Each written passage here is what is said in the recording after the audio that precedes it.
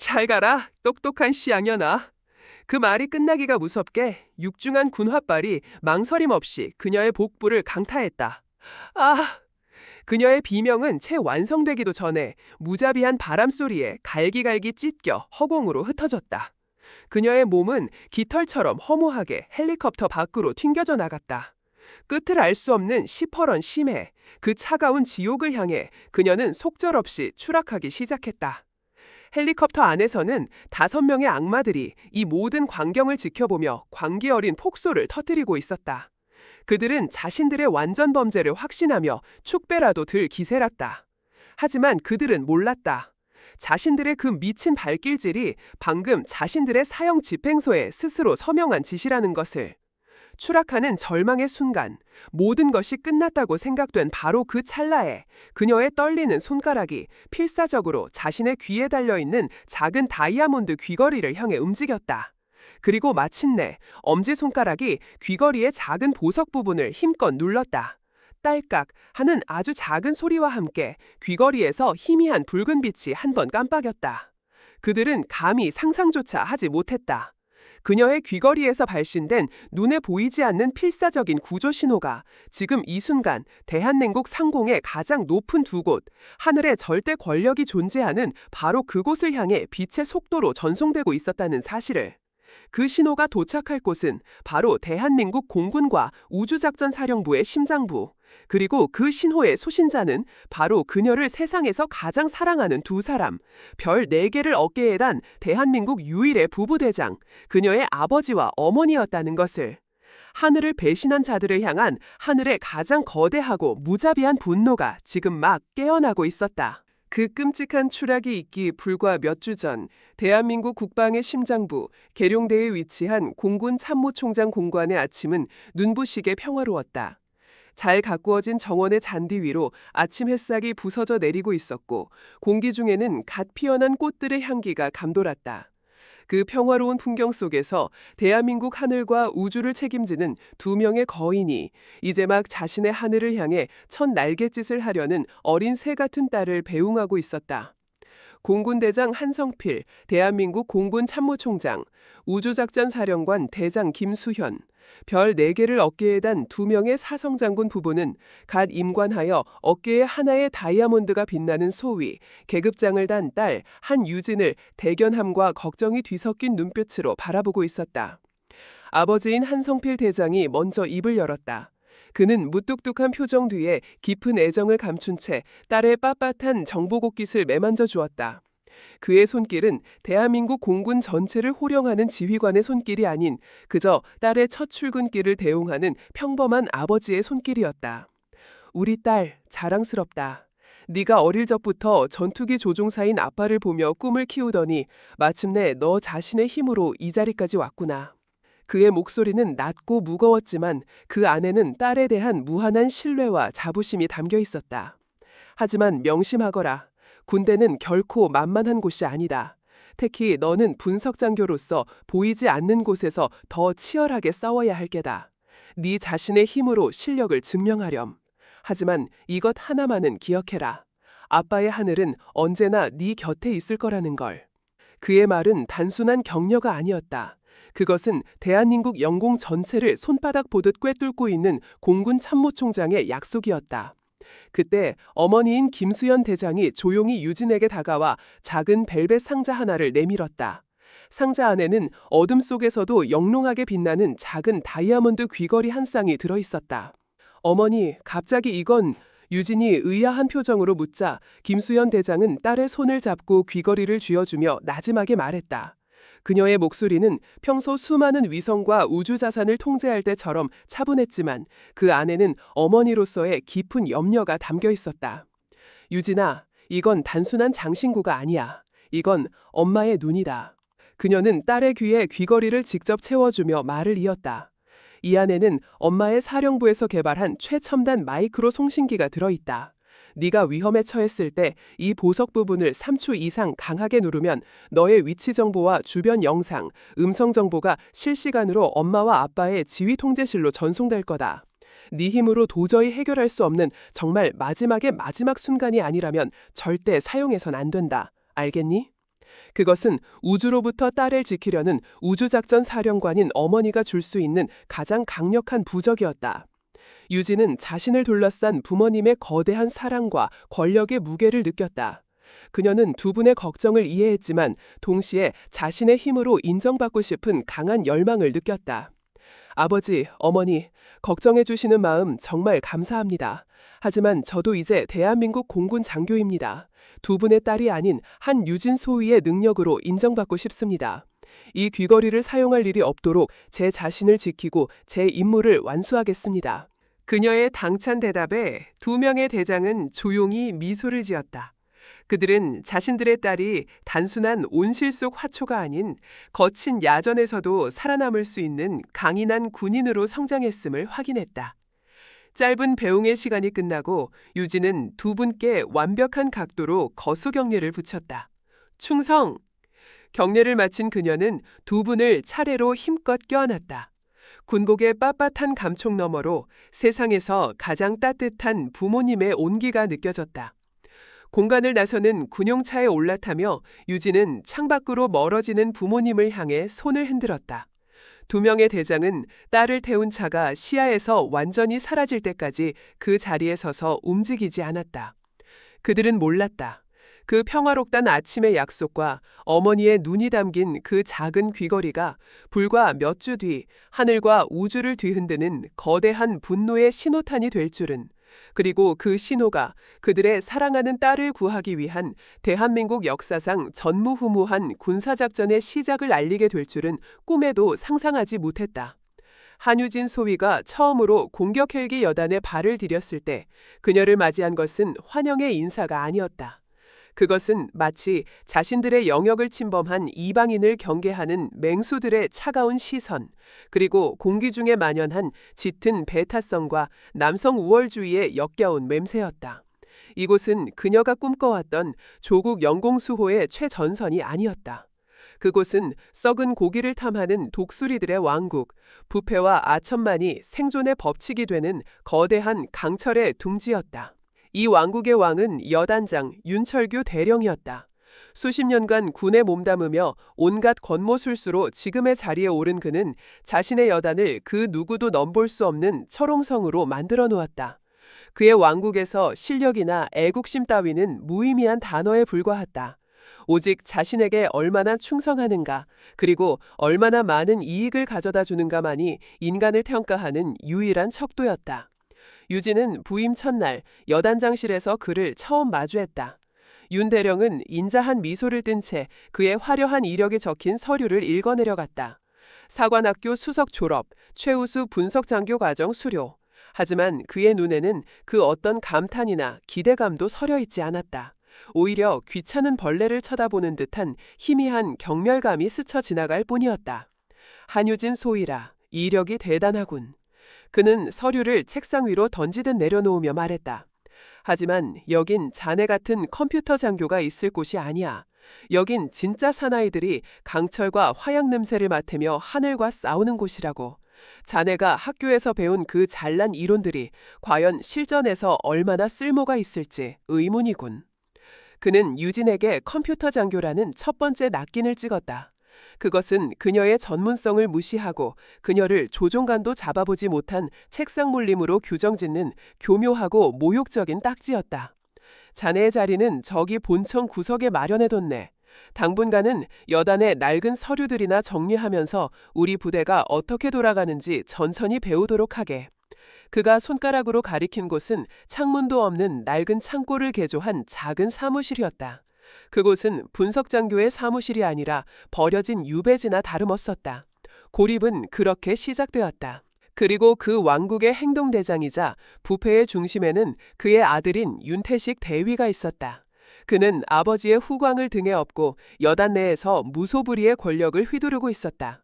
그의 주변에는 그에게 아첨하며 온갖 더러운 짓을 도맡아 하는 4명의 조종사들이 있었고 부대원들은 그들을 경멸과 공포를 담아 오기조, 즉 5마리의 귀신새라고 불렀다. 그들은 마치 하늘을 나는 조폭 집단처럼 여단 전체를 공포 분위기로 몰아넣고 있었다. 유진은 여단장실을 나오자마자 복도에서 그 오규조와 마주쳤다. 윤태식 대위는 마치 일부러 그런 것처럼 그녀의 어깨를 강하게 부리치고 지나갔다. 어이쿠, 미안합니다. 워낙 몸이 작아서 앞에 있는 줄도 몰랐네. 그의 말에 뒤따르던 무리들이 저열한 웃음을 터뜨렸다. 그들은 유진을 위아래로 훑어보며 성희롱적인 발언도 서슴지 않았다.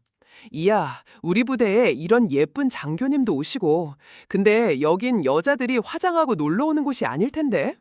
분석 장교? 그거 그냥 컴퓨터 게임하는 거랑 비슷한 거 아닙니까? 우리 같은 진짜 파일럿들하고는 차원이 다르지. 그들의 모든 언행에는 여성이라는 이유로 그리고 전투 조종사가 아니라는 이유로 그녀를 무시하고 짓밟으려는 명백한 의도가 담겨 있었다.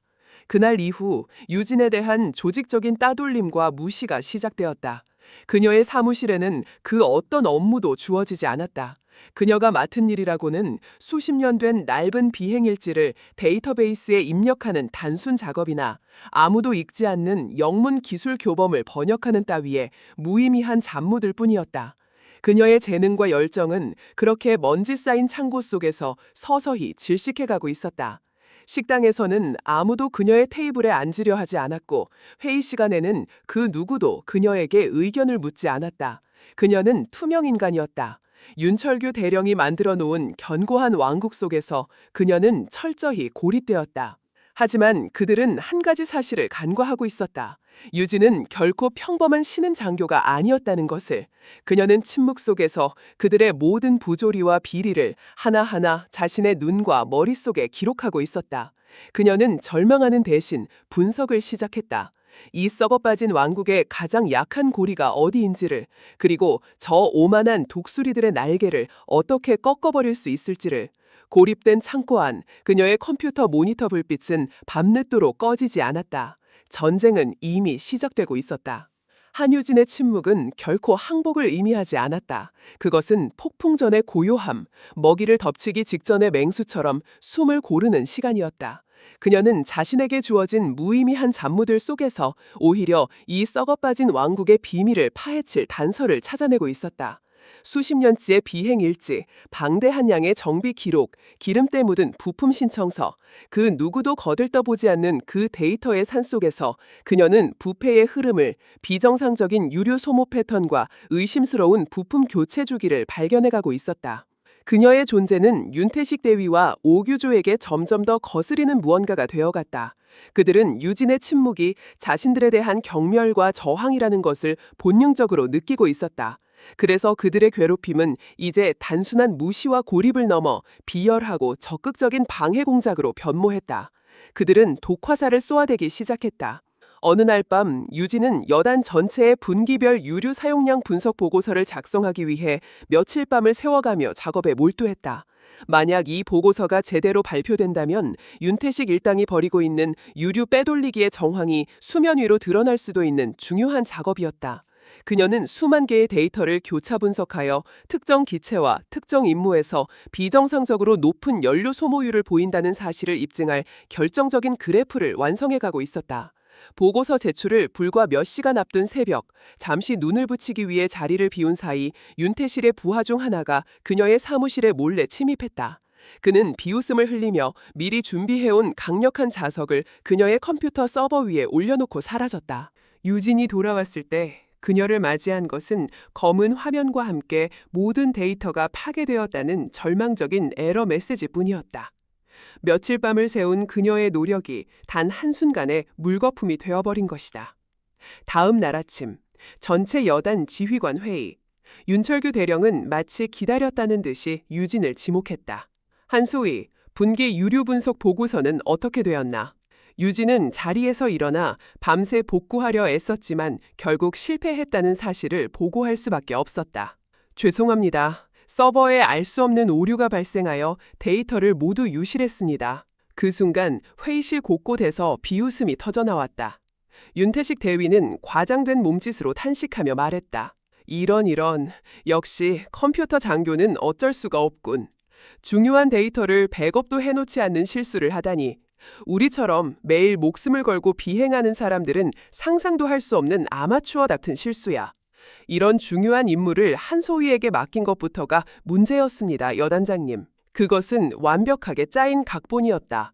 그들은 그녀의 데이터를 파괴하고 그 책임을 그녀의 무능함으로 몰아붙여 모든 사람들 앞에서 공개적으로 망신을 주었다. 유진은 입술을 깨물었다. 변명할 수도 분노할 수도 없었다. 그저 쏟아지는 경멸의 시선을 온몸으로 받아낼 뿐이었다. 하지만 이 사건은 유진을 무너뜨리는 대신 그녀를 더욱더 강하게 만들었다. 그녀는 그들의 공격이 두려움의 반증이라는 것을 깨달았다. 자신이 그들의 치부를 건드렸다는 확신을 갖게 된 것이다. 그녀는 포기하지 않았다. 파괴된 데이터 대신 그녀는 이제 다른 곳으로 눈을 돌렸다. 훨씬 더 방대하고 아무도 신경 쓰지 않는 곳, 바로 헬리콥터의 정비 기록과 부품 교체 이력이었다. 그녀는 밤낮을 가리지 않고 낡은 기록들을 파고들었다. 그리고 마침내 찾아냈다. 아파치 헬기 특전 기체에서 지난 몇 달간 반복적으로 기록된 미세한 진동 보고서. 정비팀은 매번 허용 범위 내의 정상적인 진동으로 결론 내리고 비행을 승인했다. 하지만 유진이 모든 데이터를 종합하여 시뮬레이션한 결과 그것은 단순한 진동이 아니었다.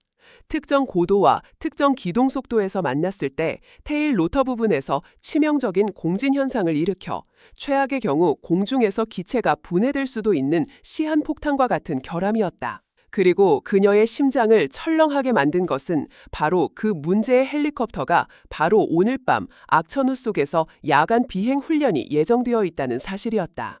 유진은 즉시 이 사실을 보고서로 작성하여 윤태식 대위에게 보고했다. 하지만 그는 보고서를 읽어보지도 않고 쓰레기통에 던져버렸다. 또 시작이군, 한소희. 자네의 그 망상에 가득 찬 소설은 이제 지겹지도 않나? 정비팀 전체가 이상 없다고 결론 내린 문제를 컴퓨터 앞에 앉아있는 자네가 뭘 안다고 떠드는 거지.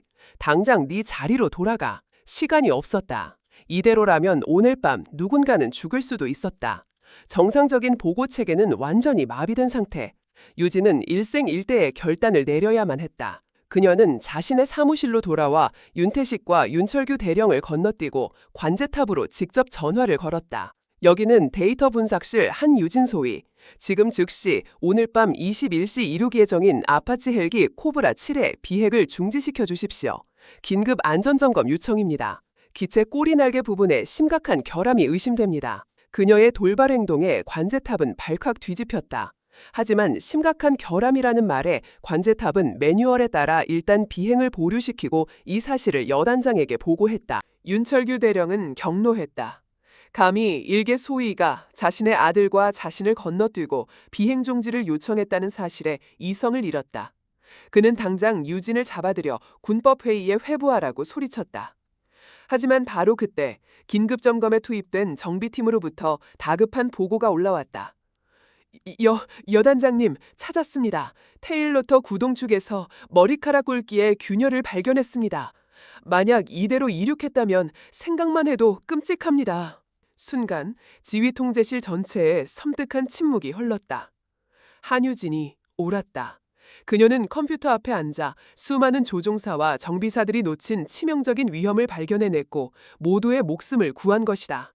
하지만 이 사건은 그녀에게 그 어떤 영광도 가져다 주지 않았다.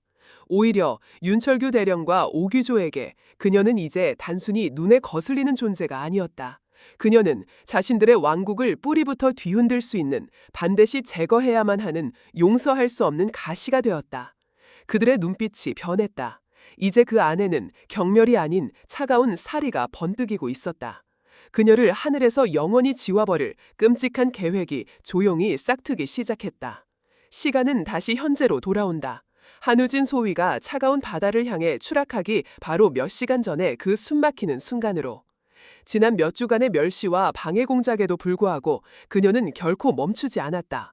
오히려 그들의 비열한 공격은 그녀의 의지에 불을 붙였고 그녀의 분석 능력은 더욱더 날카롭게 벼려졌다. 테일로터 결하를 발견하여 모두의 목숨을 구한 그 사건 이후 역설적으로 그녀에게는 더 많은 데이터에 접근할 수 있는 최소한의 명분이 생겼다. 물론 그 누구도 그녀를 돕지는 않았지만 더 이상 대놓고 그녀의 업무를 방해할 수도 없게 된 것이다. 그리고 마침내 그녀는 찾아냈다. 썩어 빠진 왕국의 심장부를 꿰뚫을 수 있는 단 하나의 치명적인 증거. 그것은 조작된 군수지원 시스템의 로그 파일과 존재하지 않아야 할 유령 비행 기록의 교차점에서 발견되었다. 윤태식 대위와 오기조 일당은 악천후나 긴급 상황을 핑계로 서류상으로만 존재하는 비행 임무를 만들어냈다. 그리고 그 임무에 배정된 막대한 양의 항공료를 중간에서 빼돌려 암시장에 팔아넘기고 있었다. 그 규모는 상상을 초월하는 수준이었고 지난 몇 년간 그들이 착복한 금액은 국가 안보에 구멍을 낼 만큼 엄청났다. 유진은 관련된 모든 증거, 즉 조작된 비행일지, 허위 유류 청구서, 그리고 그들의 비밀 계좌로 돈이 흘러들어간 정황까지 모두 하나의 작은 USB 안에 담았다. 이것은 더 이상 단순한 비리가 아니었다. 적과 대치하는 최전선 부대에서 군수물자를 빼돌린 행위는 명백한 이적 행위, 즉 반역이었다. 그녀는 책상 앞에 앉아 차가운 금속 감촉의 USB를 손에 쥔 채 깊은 생각에 잠겼다. 심장이 거세게 뛰었다. 두려웠다. 상대는 단순한 비리군인이 아니었다. 그들은 여단 전체를 소나귀에 쥐고 흔드는 거대한 카르텔이었고 그 정점에는 여단장인 윤철규 대령이 있었다. 정상적인 보고 체계로는 이 증거가 빛을 보기 전에 자신이 먼저 사라질 것이 뻔했다. 하지만 그녀의 머릿속에 아버지와 어머니의 얼굴이 그리고 어깨에 달린 다이아몬드 계급장의 무게가 스쳐 지나갔다. 그녀는 대한민국 공군 장교였다. 불의를 외면하는 것은 군인으로서의 죽음을 의미했다. 그녀는 결심했다. 이 증거를 가지고 여단 감찰실이 아닌 곧바로 본부의 감찰실로 향하기로. 바로 그때였다. 마치 그녀의 결심을 비웃기라도 하듯 사무실 문이 거칠게 열리고 윤태식 대위가 들어섰다. 그의 얼굴에는 평소의 경멸적인 미소 대신 뱀처럼 교활하고 속을 알 수 없는 미소가 걸려 있었다. 한소희, 마침 잘 됐군. 자네 같은 데이터 분석 전문가에게 딱 맞는 임무가 하나 생겼거든. 그의 목소리는 이상할 정도로 친절했다. 그래서 더욱더 소름이 끼쳤다. 오늘 오후 해상에서 새로운 전술 비행 데이터 수집 훈련이 있다. 자네가 직접 헬기에 동승해서 실시간으로 비행 데이터를 수집하고 분석해줬으면 좋겠는데 어떤가? 맨날 컴퓨터 앞에만 앉아 있는 것보단 훨씬 재미있지 않겠어? 그것은 명백한 함정이었다. 유진은 심장이 쿵 하고 내려앉는 것을 느꼈다. 그들은 이미 그녀의 움직임을 눈치채고 있었다. 데이터 수집은 핑계일 뿐 자신을 부대 밖 아무도 없는 망망대해 위로 끌고 나가려는 속셈이 분명했다. 거절할 수도 있었다. 몸이 아프다는 핑계를 댈 수도 있었다. 하지만 그녀는 그럴 수 없었다. 여기서 거절하는 것은 자신이 그들의 비밀을 알고 있다는 사실을 자백하는 꼴이었다. 그렇게 되면 그들은 이 사무실을 샅샅이 뒤져 USB를 찾아내려 할 것이고 증거는 사라질 것이다. 어쩌면 이것이 유일한 기회일지도 모른다. 그들의 소굴로 직접 들어가 모든 것을 끝낼 수 있는 마지막 기회. 유진은 애써 태연한 표정을 지으며 자리에서 일어났다. 알겠습니다, 대위님. 마침 비행 데이터가 필요하던 참이었습니다. 임무에 동참하겠습니다. 그녀의 대답에 윤태식의 눈이 섬뜩하게 번뜩였다. 그는 만족스러운 미소를 지으며 돌아섰다. 좋아, 30분 뒤에 활주로에서 보지. 그가 나가자마자 유진은 심호흡을 하며 빠르게 움직였다. 그녀는 결정적인 증거가 담긴 USB를 군복 안쪽의 비밀 주머니에 깊숙이 넣었다. 그리고 잠시 망설이다 자신의 귀에 달려있는 작은 다이아몬드 귀걸이를 손가락으로 가만히 만져보았다. 어머니의 목소리가 귓가에 맴돌았다. 정말 마지막의 마지막 순간이 아니라면. 그녀는 창밖으로 펼쳐진 푸른 하늘을 바라보았다. 아버지의 하늘.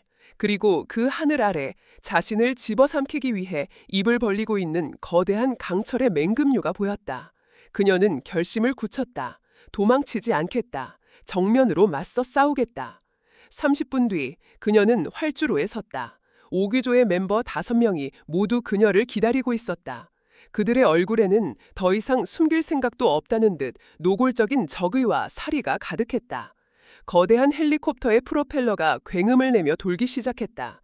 유진은 마지막으로 푸른 하늘을 한번 올려다본 뒤 스스로 그 강철의 관 속으로 걸어 들어갔다. 문이 닫히고 헬리콥터는 육중한 동체를 하늘로 띄웠다. 그녀를 태운 비행은 처음부터 돌아올 수 없는 편도 비행이었다. 헬리콥터가 육지를 벗어나 망망대해 위로 날아가자 기체 안의 분위기는 순식간에 돌변했다.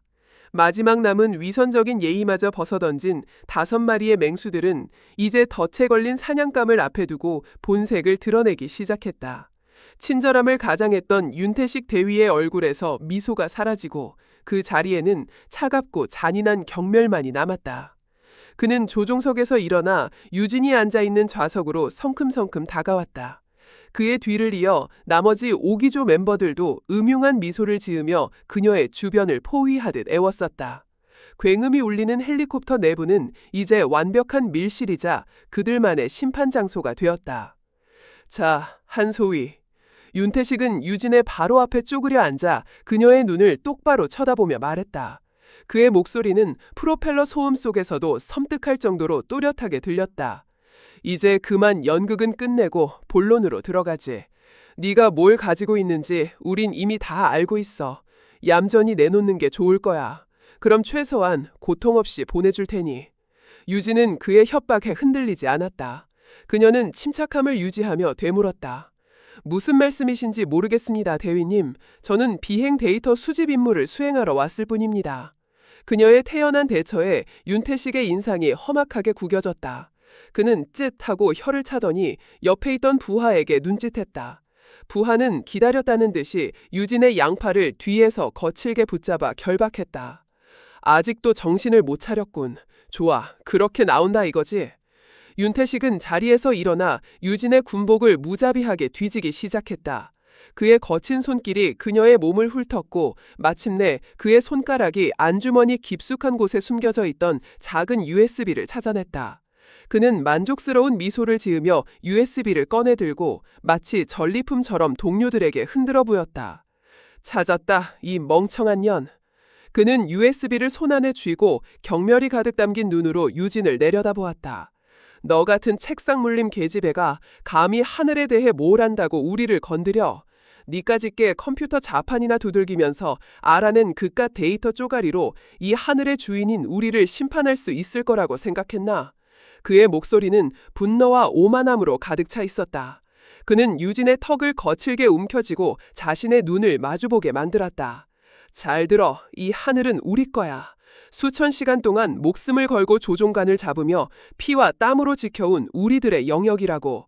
너처럼 안전한 사무실에 앉아서 숫자 노름이나 하는 년들이 감히 넘볼 수 있는 곳이 아니란 말이다.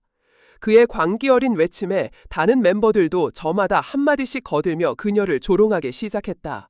그들의 말에는 뿌리 깊은 여성 혐오와 비전투병과에 대한 극단적인 멸시가 담겨 있었다.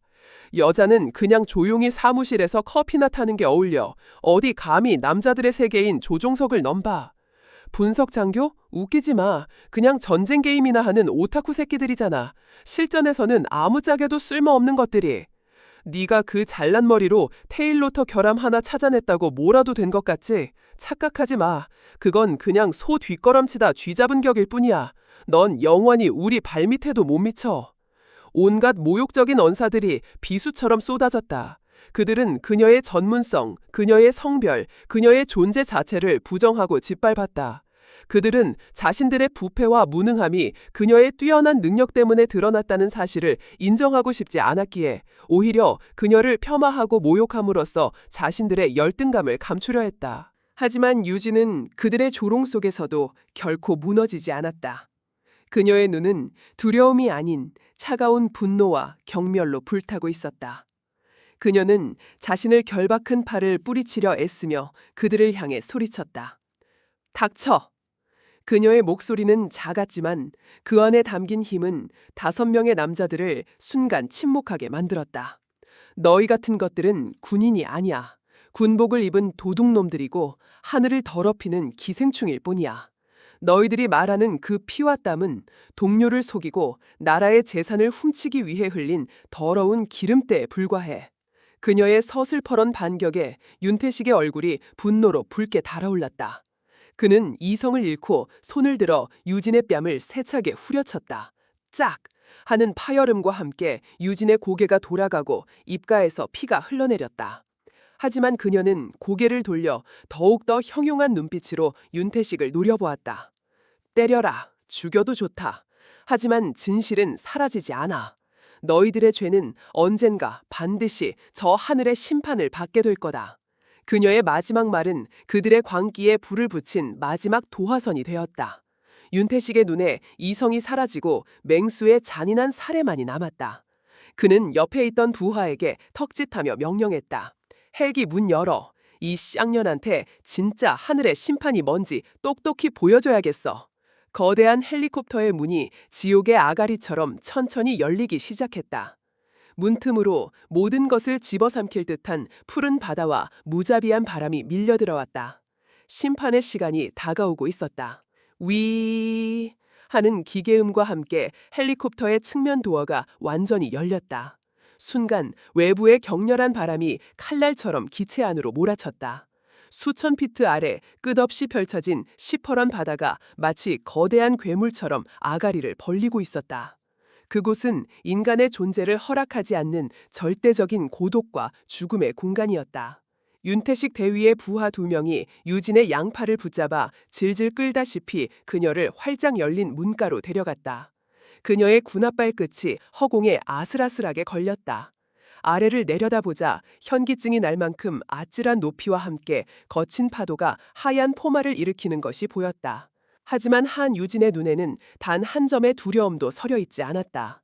그녀는 더 이상 자신의 목숨을 구걸하지 않았다. 그녀의 눈은 오직 눈앞에 서서 자신을 비웃으며 내려다보는 5명의 악마들을 향해 불타는 경멸과 서리빨 같은 분노를 내뿜고 있었다. 윤태식 대위는 그녀의 그 꺾이지 않는 눈빛이 마음에 들지 않았다. 그는 공포에 질려 울부짖으며 목숨에 구걸하는 모습을 보고 싶었다. 그는 유진의 머리채를 거칠게 잡아 아래의 바다를 강제로 보게 만들었다. 봐라, 한소위. 저게 바로 네가 돌아갈 곳이다. 네가 그토록 사랑하는 데이터와 컴퓨터가 없는 차갑고 외로운 바닷속. 아무도 너를 기억해주지 않고 그 어떤 진실도 영원히 파도 밑에 잠기게 될 거다.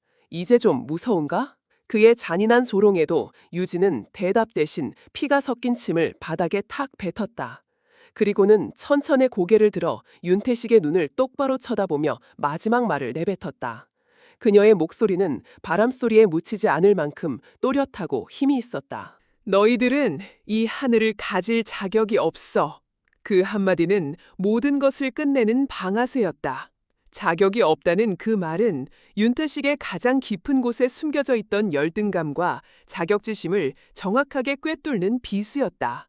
그는 아버지의 백으로 그리고 온갖 비리와 부정을 통해 지금의 자리에 올랐다.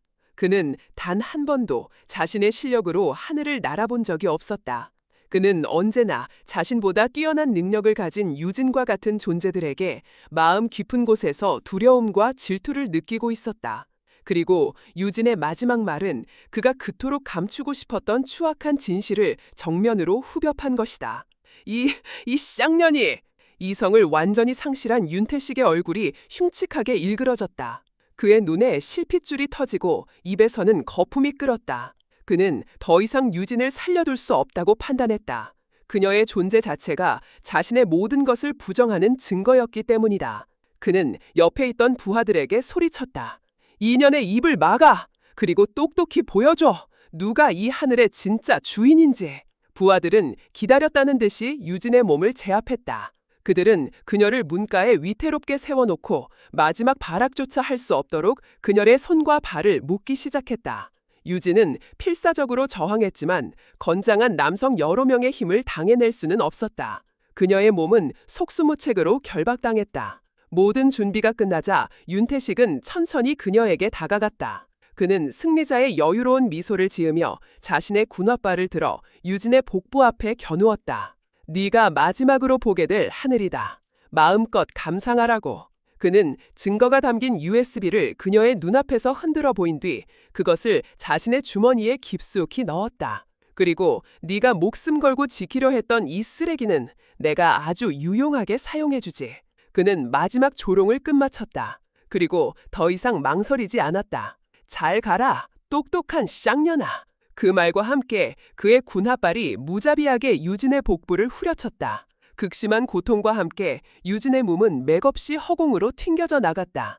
그녀의 시야에는 마지막으로 푸른 하늘과 자신을 비웃는 악마들의 얼굴이 스쳐 지나갔다. 그리고 이내 그녀의 몸은 거스를 수 없는 중력의 법칙에 따라 끝을 알 수 없는 심연을 향해 곤두박질치기 시작했다. 아! 아! 그녀의 비명은 거대한 바람 소리 속에 흔적도 없이 삼켜져 버렸다. 헬리콥터 안에서는 5명의 남자들이 승리의 함성을 지르며 서로를 얼싸안았다. 그들은 마침내 눈엣가시 같던 존재를 자신들의 비밀을 알고 있던 유일한 증인을 완벽하게 제거했다고 믿었다. 하지만 추락하던 유진은 아직 포기하지 않았다. 그녀는 공포와 고통 속에서도 필사적으로 정신을 차렸고 결박당한 손가락 끝을 아주 조금씩 그러나 필사적으로 움직여 자신의 귀에 달려있는 작은 귀걸이를 향해 뻗었다. 바람의 저항이 그녀의 몸을 미친 듯이 흔들었다. 몇 번의 실패 끝에 마침내 그녀의 엄지손가락 끝이 귀걸이의 작은 보석에 닿았다. 그는 남은 모든 힘을 쥐어짜 그 작은 보석을 힘껏 눌렀다. 딸깍. 아주 작은 소리와 함께 귀걸이에서 희미한 붉은 빛이 한 번 깜빡였다. 그리고 그 빛은 하늘과 우주를 뒤흔들 거대한 분노의 신호가 되어 빛의 속도로 퍼져나가기 시작했다. 그녀의 마지막 희망, 그녀의 마지막 반격이 마침내 시작된 것이다. 추락. 의식은 단절과 연결을 반복했다. 복부를 강타당한 충격과 온몸을 찢어발기는 바람의 압력 속에서 한유진의 정신은 수없이 명멸했다. 세상은 온통 푸른색이었다. 머리 위에는 멀어져가는 하늘의 푸른색이, 그리고 발밑에는 자신을 집어삼키기 위해 달려드는 바다의 시퍼런 색이 있었다. 시간 감각이 사라졌다. 1초가 1년처럼 느껴지는 영겁의 시간이었다. 죽음의 공포가 온몸을 덮쳐왔다. 이대로 끝나는 것인가? 아버지와 어머니의 얼굴이 눈앞을 스쳐 지나갔다. 그들의 자랑스러운 딸이 이렇게 비참하고 외롭게 한마디 유언도 남기지 못한 채 사라져도 되는 것인가? 아니, 안 돼. 바로 그 순간 절망의 심연 속에서 한 줄기 빛처럼 어머니의 목소리가 뇌리를 스쳤다. 이건 엄나의 눈이다. 귀걸이. 그래, 귀걸이가 있었다. 마지막 희망, 마지막 반격의 수단. 그것이 그녀의 꺼져가던 생존 본능에 다시 불을 붙였다. 그녀는 미친 듯이 몸부림치기 시작했다. 하지만 등 뒤로 단단히 결박된 손은 그녀의 의지를 비웃듯 꼼짝도 하지 않았다. 바람은 단순한 공기의 흐름이 아니었다.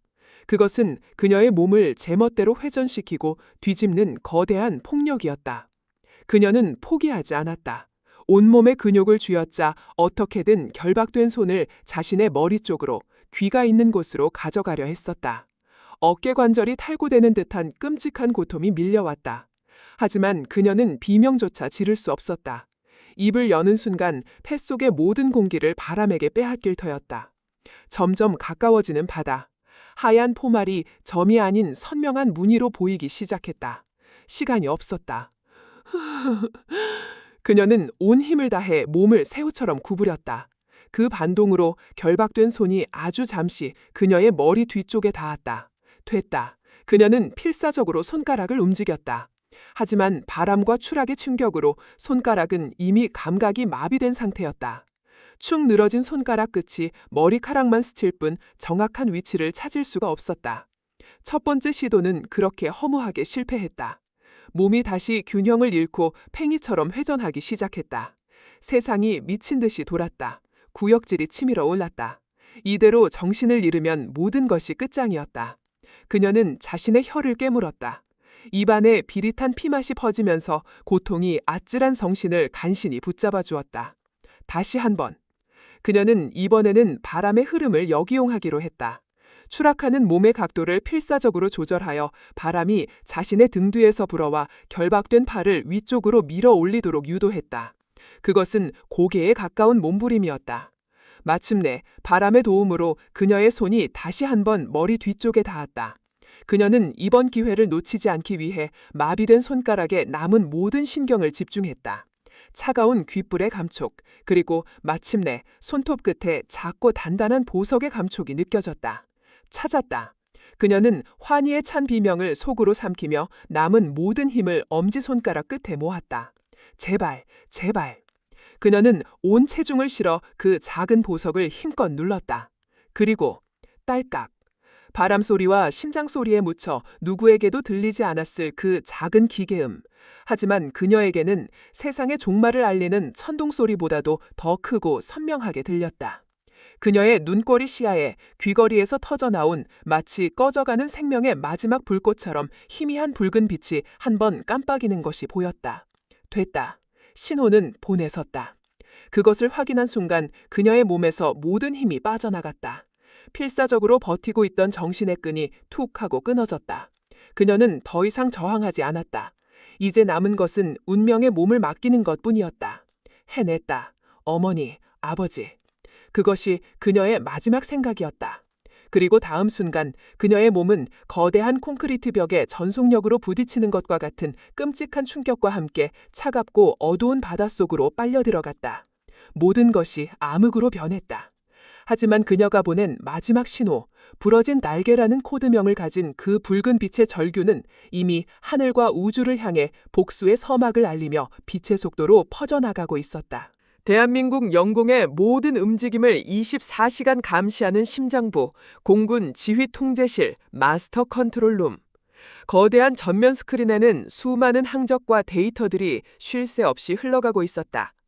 한성필 대장은 주요 지휘관들과 함께 다음 분기 연합훈련 계획에 대한 심각한 회의를 주재하고 있었다.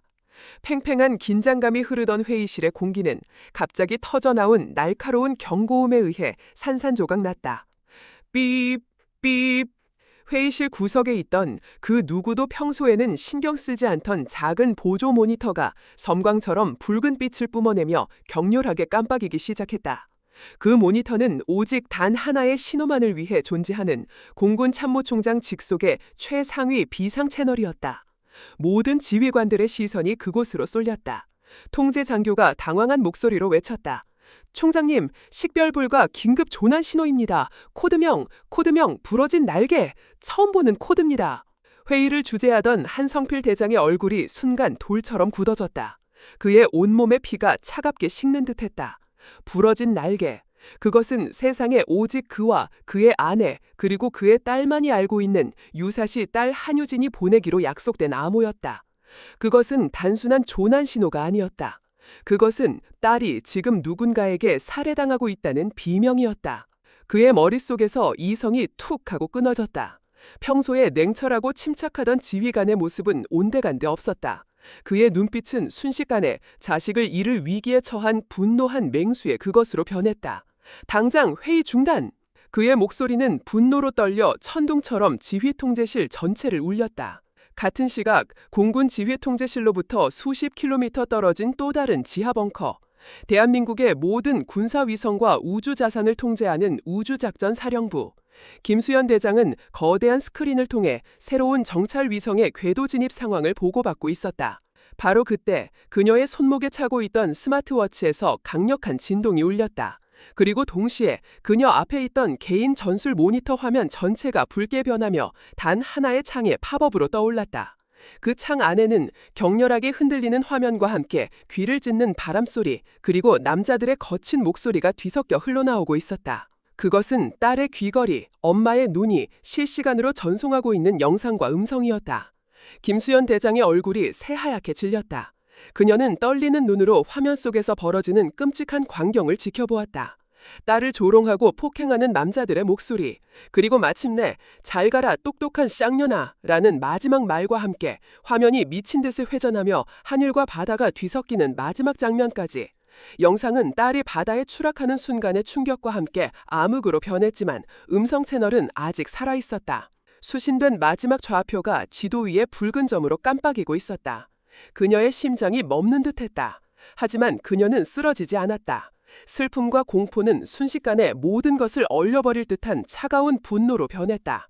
그녀의 눈빛은 더 이상 자애로운 어머니의 눈빛이 아니었다. 우주의 모든 것을 꿰뚫어보는 감시자의 눈, 적을 흔적도 없이 지워버릴 파괴자의 눈빛이었다. 두 개의 지휘 통제실에서 거의 동시에 대한민국 군 역사상 가장 강력한 두 개의 분노가 폭발했다. 한성필 대장은 자리에서 벌떡 일어나 자신의 옆에 있던 직통전화를 집어들었다. 그것은 오직 아내의 지휘통제실로만 연결되는 가장 안전하고 빠른 통신선이었다. 신호음이 울리기도 전에 전화기 너머에서 얼음장처럼 차가운 아내의 목소리가 들려왔다. 봤어? 한성필 대장은 전화기를 부서져라 쥐고 화산처럼 폭발하는 분노를 담아 포효했다. 지금 즉시 벼락폭풍 프로토콜을 발동한다. 가용한 모든 F-35 스텔스 편대 즉시 출격. 공군 특수임무비행단 CCT-SAT 전원 블랙호크에 탑승하여 출동 준비. 전화기 너머 김수현 대장의 목소리는 분노를 넘어선 절대적인 파괴의 의지를 담고 있었다. 그녀의 목소리는 조용했지만 그 어떤 포효보다도 무서웠다. 나는 대한민국이 가진 모든 정찰 위성의 눈을 마지막 수신 좌표로 돌린다. 지금 이 순간부터 그 좌표 반경 50km 내의 모든 함선과 항공기를 실시간 감시한다. 목표물을 특정하고 완벽하게 포위망을 구축해 단 한 놈도 단 한순간도 내 눈 밖으로 벗어날 수 없어.